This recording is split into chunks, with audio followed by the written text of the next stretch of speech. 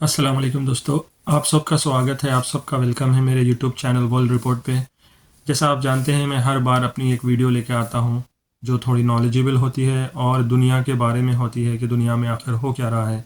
आज मैं आपके सामने एक वीडियो लेके आया हूँ धौरव राठी की। हाँ दोस्तों, आप पहचानते हैं, ये बहुत ही मशहूर यूट्यूबर है जो कि बहुत नॉलेजेबल है। और इनकी एक वीडियो है जो इथोपिया में जो हाल ही में एक वॉल्केनो निकला है उसके बारे में वो बहुत अच्छी नॉलेज बता रहे हैं। तो मैं सोचा कि आपको भी बताऊं कि इसके बारे में, इथोपिया के वॉल्केनो के बारे में। तो चलिए दोस्तों, पहले हम ये वीडियो सुनते हैं, फिर उसके बाद इसके ऊपर हम डिस्कस करेंगे। चलिए दोस्तों, सुनते हैं। 23 नवंबर को इथोपिया में एक भयानक वोल्केनिक एक्सप्लोजन हुआ। लगभग 12,000 साल की रिकॉर्डेड हिस्ट्री में पहली बार यह हाईली गूबी नाम का ज्वालामुखी फट गया। ये धमाका इतनी तेजी से, इतने अचानक से हुआ कि किलोमीटर दूर खड़े लोगों ने कहा कि उन्हें ऐसा लगा कि कोई बॉम्ब फट गया हो। इससे करीब 50,000 फीट ऊंचा ऐश क्लाउड निकला। ये राख का बादल इतना बड़ा था कि ये बड़ी ही आसानी से स्पेस से दिख रहा था। नक्शे में देखो, हवा के जरिए ये राख का बादल पहले ओमान और यमन के देश में गया और फिर धीरे धीरे पाकिस्तान और इंडिया तक पहुंच गया।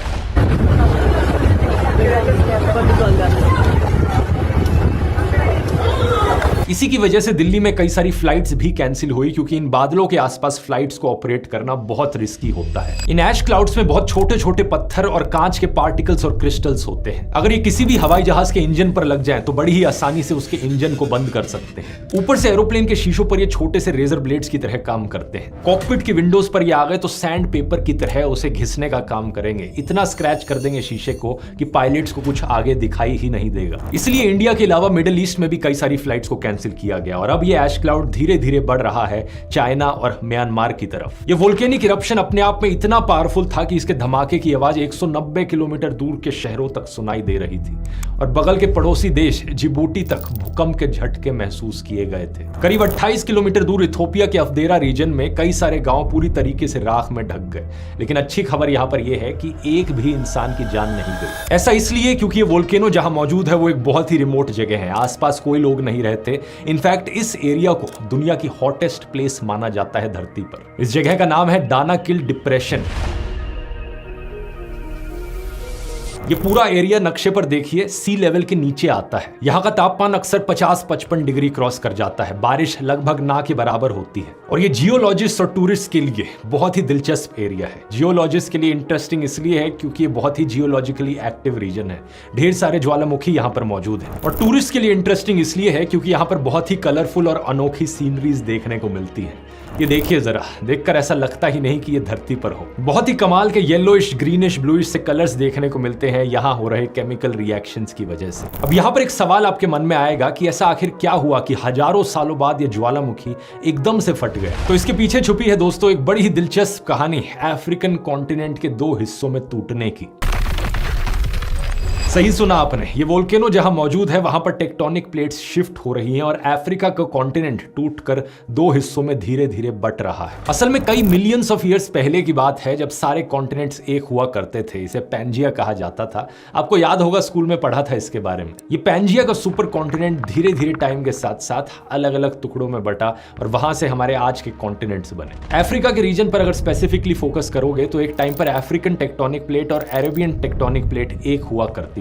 लेकिन जब ये धीरे धीरे अलग हुई तो इनके बीच जगह बनी और वहां पर आया रेड सी और गल्फ ऑफ ईडन। अब हो क्या रहा है दोस्तों, क्योंकि ये टेक्टोनिक प्लेट्स हमेशा मूव करती रहती हैं, अब धीरे धीरे अफ्रीकन प्लेट भी दो हिस्सों में टूट रही है, नूबियन प्लेट और सोमालियन प्लेट में। इथोपिया का ये वाला रीजन जहां पर ये हाईली गुबी ज्वालामुखी मौजूद है, यहां पर तीन प्लेट्स एक साथ मिलती हैं, नूबियन, सोमालियन और अरेबियन टेक्टोनिक प्लेट्स। अब यहाँ पर ये तीनों प्लेट्स धीरे धीरे एक दूसरे से दूर होती जा रही हैं और जमीन तीन हिस्सों में टूट रही है। इस जगह को अफार रिफ्ट कहा जाता है। लेकिन ये रिफ्ट अपने आप में एक बड़ी ईस्ट अफ्रीकन रिफ्ट का हिस्सा है। अफ्रीकन कॉन्टिनेंट में यहाँ से साउथ की तरफ देखोगे तो एक पूरी लाइन सी बन रही है। करीब 6000 किलोमीटर लंबी लाइन जो रेड सी से होते हुए इथोपिया, कीनिया, टांजानिया, मालवी और मोजाम्बिक तक जा रही है। यही वो लाइन है दोस्तों जिस जगह से अफ्रीकन कॉन्टिनेंट के टूटकर 2 हिस्से होंगे आने वाले समय में। अब यहां पर जब मैं आने वाले समय की बात कर रहा हूं तो जियोलॉजिकल टाइम स्केल की बात हो रही है, तो इंसानों के पर्सपेक्टिव से फिर भी बहुत लंबा समय है। ये पूरा बंटवारा होने में साइंटिस्ट का मानना है 5 से 10 मिलियन ईयर्स का समय लग सकता है, क्योंकि ये दोनों कॉन्टिनेंटल प्लेट्स एक दूसरे से धीरे धीरे दूर जा रही हैं 2 से 5 सेंटीमीटर पर ईयर के रेट से।